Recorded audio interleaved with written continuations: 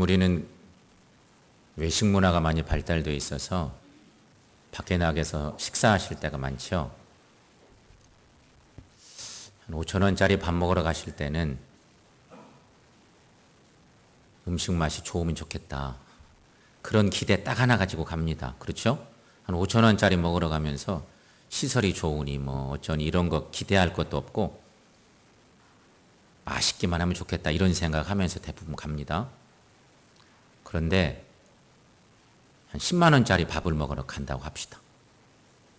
훨씬 더 비싼 음식도 많지만 10만 원짜리 밥을 먹으러 갈 때 여러분 무슨 기대를 하겠어요? 맛있으면 좋겠다는 것은 기본이고 깨끗하고 조용하고 아주 고급스럽고 직원들도 매우 친절하고 5,000원짜리 먹으러 가서는요 친절한 거 기대도 않습니다. 근데 10만 원짜리 먹으러 갔는데 직원이 매우 불친절합니다. 그러면 우리가 이렇게 되는 대부분 내가 말이야 뭐 이러면서 속으로 그런 생각이 드는 겁니다. 그리고는 나중에 만약에 그러면 다시는 안 갑니다. 거기.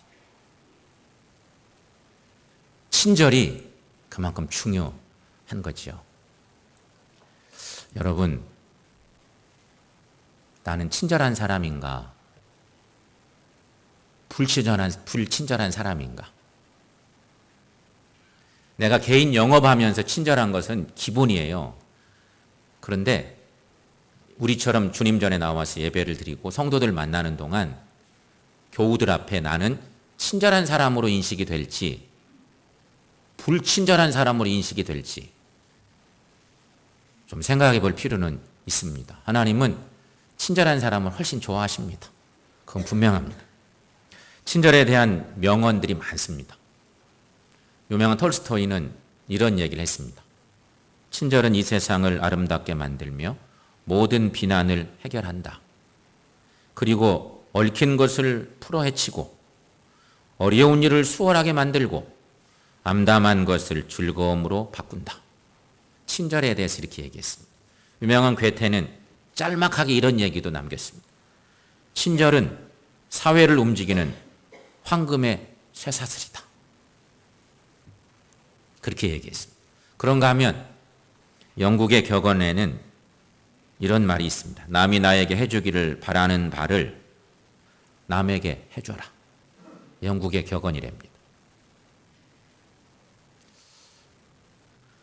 성경 말씀이 생각나는 사람들이 있으면 좋겠습니다. 이 말씀을 이 영국의 격언을 읽는 순간 이것 봐라.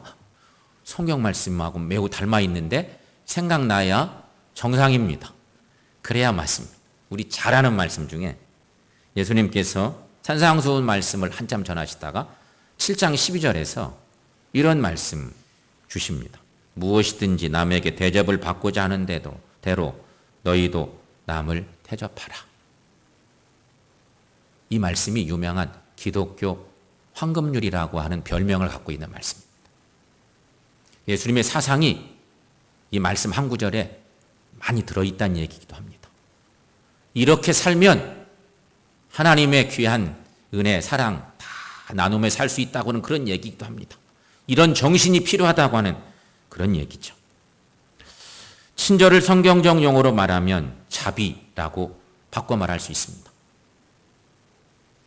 자비는 그런데 우리에게는 우리 불교의 영향을 받고 살다 보니 자비 그러면 성경 말씀에 있지만 이게 불교적인 용어가 왜 하필이면 성경에 쓰여 있나 이렇게 오해 아닌 오해를 할 수도 있는데 뭐 그건 오해는 아니죠.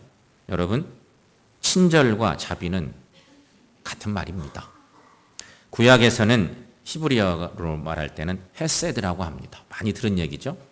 그런데 신약에서 헬라어는 크레스토테스라고 그렇게 얘기합니다.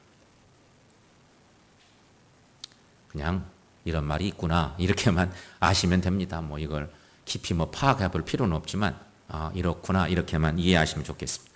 우리가 잘 아는 것처럼 갈라디아서 5장 22절에 나오는 성령의 열매 중에 자비가 바로 이 크레스토테스라고 하는 말입니다. 세번역 성경은 갈라디아서 5장 22절 말씀에 새 번역은 이렇게 번역했습니다. 함께 읽어보겠습니다. 그러나 성령의 열매는 사랑과 기쁨과 화평과 인내와 친절과, 우리가 잘 아는 우리 성경의 개정판 성경에 나와 있는 성령의 9가지 열매를 지금 말씀 묵상해 가고 있는데 표현이 조금 다른 것뿐입니다. 친절, 인내, 오늘의 주제입니다. 여러분, 우리가 예수 믿고 성령을 소유하고 삽니다. 성령의 은혜를 받고 삽니다. 그런 하나님의 사람들은 마땅히 자비의 열매를 맺어야 합니다. 자비의 열매를 맺고 살아야 합니다. 예수님의 성품을 9가지 성령의 열매로 표현했기 때문에 당연히 맺으며 살아야 합니다. 그런데 여러분, 어떻게 하면 우리 인격에 자비의 열매를 맺을 수 있을까? 오늘 우리의 물음입니다. 어떻게 하면 좋을까? 성경 말씀에 보면 자비의 삶을 살았던 한 인물이 있습니다. 여러 인물들 중에 오늘은 우리가 잘 아는 다윗을 자비의 삶을 산 한 표본으로 삼아 봅니다. 오늘 본문 하나님이 주신 말씀인데, 다윗은 평생 당시 왕이었던 사울에게 엄청난 시련을 받습니다. 도망 다니는 세월만도 10년입니다. 목숨이 왔다 갔다 하면서 정말 죽게 고생합니다. 그런데 그러던 사울이 이제 죽고 다윗이 왕이 되는 때가 됐습니다. 이스라엘에서도 왕조가 바뀌면 이전의 왕가는 멸절시키는 것이 관례였습니다. 특별히 적대 관계에 있던 왕이 죽고 새로운 왕가가 세워지면 더더욱 그렇죠. 이전의 왕조는 싹 쓰는 거예요, 말 그대로. 한 사람도 살려둘 필요가 없어요. 그게 모든 왕조의 특징이기도 하지만 이스라엘도 마찬가지였습니다. 다윗은 왕이 된 후 사울 왕의 자손이 남아있는지 신하들에게 물어봅니다. 그랬더니 사울의 손자이고 요나단의 아들인 무비보셋이 아직 살아있다는 얘기를 듣습니다. 그래서 다윗은 그를 데려오도록 했습니다. 여차여차해서 무비보셋의 그 소식이 갔을 거 아닙니까? 무비보셋이 다윗이 자신을 찾는다는 소리를 들었을 때 속으로 그랬을 것입니다. 아이고, 이제 죽었구나. 붙들려 가면 100% 죽는 것이, 꼼짝없이 죽게 됐구나 생각했을 것입니다. 그러나 무비보셋이 다윗 왕 앞에 나왔을 때 뜻밖에도 다윗 왕의 극진한 환대를 받습니다. 죽는 줄 알고 갔더니 너무 잘해주는 거예요. 환대를 받습니다. 여러분, 도대체 무엇이 다윗으로 하여금 이러한 자비를 베풀게 했을까? 이 귀한 마음을 갖게 했을까 하는 것이. 더 중요한 건 여러분, 오늘은 다윗을 모델 삼는 거니까 그런데 중요한 건 여러분, 우리도 자비의 사람이 돼야 될 텐데 우리는 어떻게 하면 자비의 사람이 될 수 있을까? 하나님이 우리에게 기대하시는 바예요. 어떻게 하면 자비의 사람이 될 수 있을까요? 첫 번째, 하나님의 자비를 맛본 사람이어야 된다는 것입니다. 이건 당연한 공식입니다. 우리가 자비의 사람이 되려면 하나님의 은총을 내가 먼저 경험한 사람이어야 된다는 거죠. 오늘 본문 3절 말씀, 여러분 자막에 있는 말씀으로 읽어보겠습니다. 왕이 이르되 사울의 집에 아직도 남은 사람이 없느냐? 내가 그 사람에게 하나님의 은총을 베풀고자 하노라. 아멘. 다윗이 여기서 우리 같으면 내가 봐주려고 한다고 이렇게 표현할 바도 싶습니다. 내가 그냥 사랑이 줄란다고 이렇게 말할 만도 한데, 여기 말씀 보면 다윗은 하나님의 은총을 베풀겠노라고 표현하고 있는 것에 주목해 볼 필요가 있습니다. 은총이라고 하는 말이 히브리어로는 헤세드입니다. 헤세드란 하나님의 성실하심에 근거한 사랑을 말하는 것입니다. 헤세드는 그러니까 상대방이 저주받아 마땅하지만 내 기분으로 생각할 때는요, 이 왕족 하나 남아있으니까 딱 죽여야 맞아. 그런데 이 하나님의 은총, 이것은 그런 게 아니에요. 상대방이 저주받아 마땅하지만 그를 불쌍히 여겨서 오히려 선대하고 친절을 베풀어 주는 것, 그것이 바로 헤세드인 것입니다. 성도 여러분, 이런 은혜를 우리는 이미 다 받고 사는 사람들임을 믿으시기를 축원합니다. 에베소서 2장 8절 말씀에 우리가 잘 아는 은혜의 말씀이 있습니다. 바울이 이것을 이렇게 우리가 하나님의 은혜 받고 사는 것임을 이렇게 표현한 건데, 여러분 그 말씀 함께 읽습니다. 너희는 그 은혜에 의하여 믿음으로 말미암아 구원을 받았으니 이것은 너희에게서 난 것이 아니요 하나님의 선물이라. 아멘. 우리가 받은 구원이 우리의 행위가 아닌, 우리의 행위로 얻은 것이 아니라 하나님이 거저 주신 선물이라는 사실입니다. 그런데 이 은혜로운 구절 바로 앞에 7절 말씀에 이런 말씀이 먼저 있었습니다. 7절 말씀에 보면 이는 그리스도 예수 안에서 우리에게 자비하심으로써 그 은혜의 지극히 풍성함을 오는 여러 세대에 나타내려 하심이라. 다시 말하면 하나님께서 예수를 통해서 그 세대뿐만 아니라 오는 세대에 자비를 나타내기 원하셨다는 말씀입니다. 그 자비를 입고 구원을 입은 사람들이 누구냐? 바로 우리들입니다. 이런 은혜 가운데 있는 우리들임을 기억하고 하나님께 감사하는 삶을 살아가시기를 축원합니다. 다윗은 자신이 체험한 하나님의 자비와 은총이 너무너무 소중해서 그 하나님의 자비를 다른 사람에게도 베풀기를 원했습니다. 다윗이 무비보셋에게 자비를 베풀게 된 것도 바로 이런 동기에서였다는 것입니다. 다윗이 하나님의 자비를 체험한 대표적인 경우가 사무엘하 11장 사건에서 우리가 만나볼 수 있습니다. 여기에는 다윗이 자신의 신하인 우리아의 아내 밧세바와 간음하는 사건이 나옵니다. 다윗은 간음죄를 범하고 나서 그 죄책 때문에 매우 고통스러운 시간을 보냅니다. 그러다가 결국 그는 자신의 죄를 토해내고 용서를 받고자 깊은 참회의 시간을 갖습니다. 시편 51편에서 다윗의 참회가 이렇게 시작됩니다. 그의 참회 얘기가 시편에 기록되어 있습니다. 51편 1절 말씀에 보면 하나님이여 주의 인자하심을 따라 내게 은혜를 베푸시며 주의 많은 긍휼을 따라 내 죄악을 지워 주소서. 이렇게 시작되는 시기입니다. 다윗이 자신의 죄책을 안고 하나님께로 달려가서 용서를 호소했던 근거가 바로 뭐냐? 하나님의 자비입니다. 이렇게 기도할 수 있는 이유는 하나님의 자비하심을 믿고 용서를 구한 것이죠. 그래서 다윗은 하나님의 자비를 다른 사람과 나눌 수 있는 사람이 되었다 하는 것입니다. 다윗은 하나님의 마음을 잘 알았고요. 통회하며 기도할 줄도 알았고 자비하심을 힘입어 나가는 기도자이기도 했고, 그래서 우리에게 영원한 모델이 되는데, 중요한 건 여러분, 내가 중요합니다. 내가. 우리 역시 다윗처럼 해야 된다는 것이죠. 먼저 하나님의 자비를 체험해야만 자비의 사람이 될 수 있습니다. 문제는 여러분, 혹시 여러분 아직도 하나님의 자비를 모르고 있습니까? 어때요? 하나님의 자비가 뭐요? 혹시 그렇지 않아요?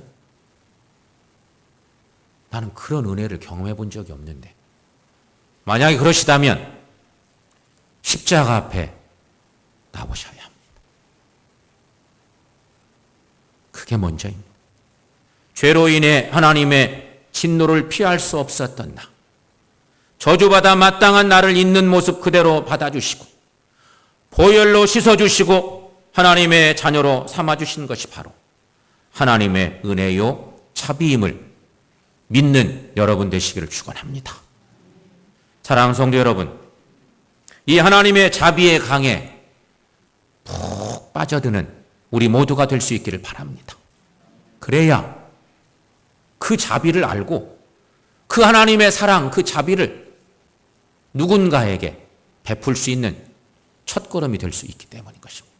그런 삶을 살아가는 우리 모두가 되시기를 축원합니다. 두 번째, 거룩한 가족의식이 있어야 한다는 것입니다. 무비보셋은 사울 왕의 손자입니다. 그렇다면 분명 다윗 왕의 원수라고 볼 수 있습니다.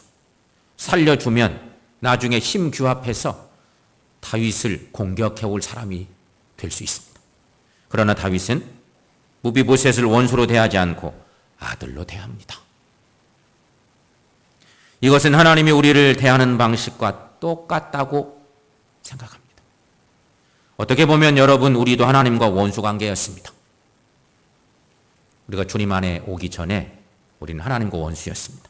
그러나 하나님은 우리를 원수의 자리에 그대로 두지 않으셨습니다. 그래서 화목제물로 예수님을 보내주셨습니다.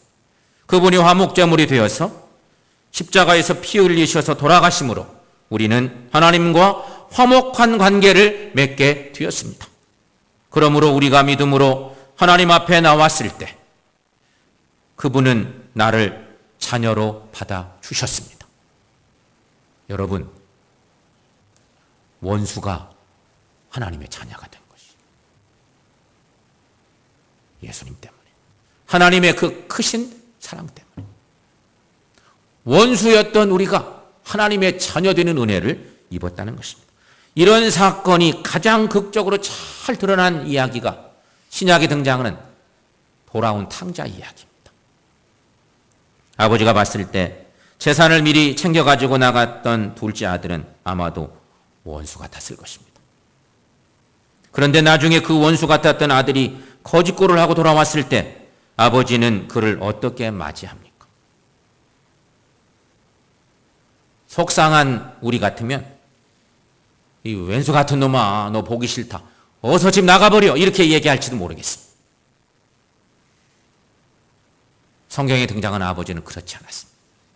오히려 너는 잃었다가 다시 찾은 내 아들이라고, 죽었다가 다시 산 내 아들이라고 그렇게 말씀하시면서 좋은 옷을 입히고 손에 가락지를 끼워주고 신발을 신겨서 그를 아들로 회복시켜주는 놀라운 장면을 만나볼 수가 있습니다.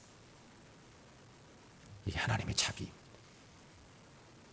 다윗에게도 이와 동일한 모습을 볼 수 있다는 것이죠. 다윗은 무비보셋을 대할 때 하나님이 우리를 대하시는 것처럼 자비를 베풉니다. 사실은 무비보셋은요, 그 왕권이 유지됐으면 왕자예요. 그의 신분이 지금 왕자여야 되는데 정권이 무너지고 나니까 비참한 상태에 왔죠. 분명히 왕자였습니다. 하지만 이젠 반역자이고 도망자의 처지가 되어 있습니다. 그런데 다윗이 먼저 그를 찾습니다. 하나님이 우리를 찾듯이 말입니다. 4절 말씀에 보면 신하를 시켜서 말합니다. 그가 어디 있느냐? 원수의 자손인데 다윗이 그가 어디 있느냐? 다윗이 무비보셋을 찾고 있는 것입니다. 이에 시바가 말합니다. 로드발 암미엘의 아들 마길의 집에 있나이다. 여기 나오는 로드발이라는 지명의 의미가 매우 흥미롭습니다. 로라고 하는 말은 히브리어로는 아니다라는 부정의 의미가 있습니다. 그리고 드발은 풀을 얘기합니다. 풀. 붙여 말하면 로드발은 풀이 없는 곳, 황무지라는 말입니다. 지금 무비보셋은 황무지, 외로운 광야와 같은 땅에 그런 동네에 살고 있는 것입니다. 그렇지 않아도 비참한 몸인데 그가 거하고 있는 곳이 비참한 동네인 것이죠. 뿐만 아니라 그는 장애인이었습니다. 사무엘하 9장 13절 말씀에 보면 오늘 본문 넘어서 그 한 단락의 말씀 끝부분에 있는 건데 거기 한번 읽어보겠습니다. 무비보셋이 항상 왕의 상에서 먹음으로 예루살렘에 사니라. 그는 두 발을 다 절더라. 무비보셋은 다른 사람들의 도움이 없으면 생존이 불가능한 처지에 있던 사람이었습니다. 그런데 하나님이 우리에게 먼저 찾아오셨듯이 다윗이 그를 먼저 찾습니다. 그래서 무비보셋이 다윗 앞에 엎드렸습니다. 이때 다윗 왕이 그에게 말을 겁니다. 아주 따뜻한 말로 무비보셋이요, 이렇게. 성경의 기록입니다. 사랑하는 무비보셋아, 아마 이렇게 불렀을 것입니다. 딱딱하지 않게 아주 부드러운 말로 부릅니다. 그리고 그의 이름을 부르며 바로 이어서 이렇게 위로의 말을 전합니다. 7절 말씀입니다. 그것도 여러분 자막의 말씀 함께 읽어보겠습니다. 무서워하지 말라. 내가 반드시 내 아버지 요나단으로 말미암아 내게 은총을 베풀리라. 내가 내 할아버지 사울의 모든 밭을 다 내게 도로 주겠고 또 너를 항상 내 상에서 떡을 먹을지니라. 아멘. 다윗은 무비보셋의 기업을 다 회복시켜 줬다는 얘기. 그리고 왕의 식탁에서 함께 먹고 왕과 교제할 수 있는 특권을 주었습니다. 7절 말씀에 항상 내 상에서 떡을 먹을지니라. 그리고 말씀을 더 읽어가 보면 10절에도 13절에도 항상이라는 말이 계속 나오는 것입니다. 불안에 떨고 있는 무비보셋에게 다정하게 부르고 그에게 약속하는데 걱정하지 말아라. 항상 나와 함께 할 것이다. 항상 너를 아들 대접할 것이다. 그런 얘기인 것입니다. 오늘 본문 13절 말씀에 보면 결국 이런 말씀이 나오거든요. 무비보셋을 아들 대접하는 표현의 말씀이 거기 나오는데 11절 말씀 함께 읽습니다. 시바가 왕께 아뢰되 내 주 왕께서 모든 일을 종에게 명령하신 대로 종이 준행하겠나이다 하니라. 무비보셋은 왕자 중 하나처럼 왕의 상에서 먹으니라. 아멘. 여러분, 다윗 왕의 마음이 참으로 놀랍지 않습니까? 다윗이 이렇게 할 수 있던 이유는 다른 게 아닙니다. 하나님의 풍성한 자비를 이미 경험했기 때문입니다. 그래서 그런 자비를 또다시 누군가에게 나눌 수 있는 삶을 산 위대한 믿음의 사람이 된 것이죠. 우리도 그걸 배우는 것입니다. 믿는 사람들을 가리켜서 영적인 가족이라고 말합니다. 오늘 예배드린 우리 모두를 가리켜 우리 믿는 사람들이니까.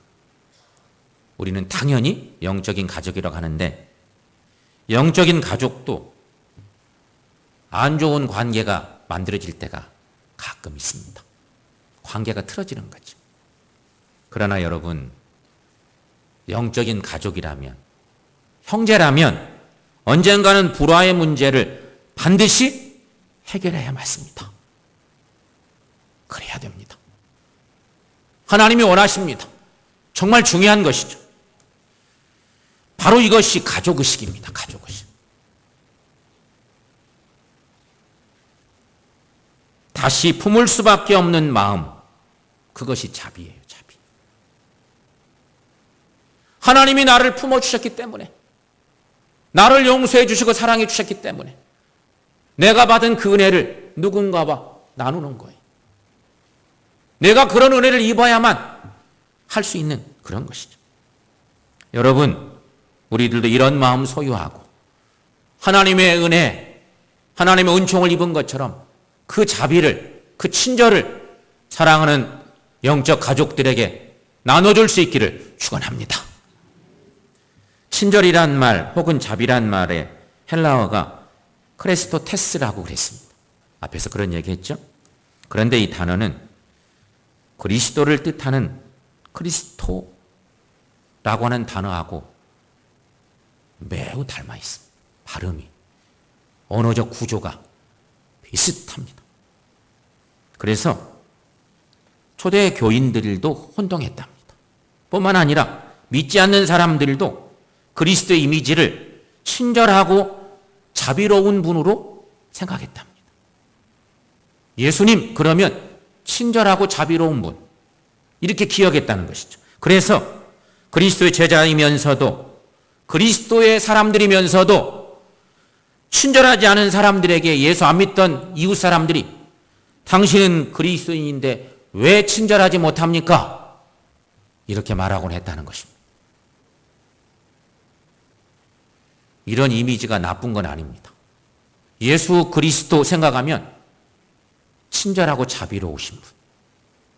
예수 믿는 사람들 그러니 당연히 자비롭고 친절한 사람들. 이렇게 기대했다는 거예요. 성도 여러분, 우리가 하나님의 자비를 경험한 사람들이라면 우리는 이 자비를 누구에게 베풀어야 하겠습니까? 또한 우리가 하나님의 은혜 때문에 하나님의 자녀가 되어 살고 있는데 그렇다면 여러분, 이 은혜를 누구에게 베풀어야 되겠습니까? 사랑하는 성도 여러분, 다윗이 무비보셋에게 하나님의 자비와 친절을 베풀었습니다. 그렇다면 찾아봅시다. 지금 여러분의 무비보셋은 누구입니까? 하는 것입니다. 여러분에게 무비보셋이 누구인가? 찾을 수 있다면 그에게 다윗처럼 하나님의 자비, 하나님의 은총, 하나님의 친절을 충분히 베푸시기를 축원합니다. 그러면 하나님이 기뻐하십니다. 그러면 예수님을 닮아가는 위대한 믿음의 사람들이 될 줄로 믿습니다. 이런 은혜로운 삶을 사는 우리 모두가 되시기를 축원합니다. 기도하겠습니다.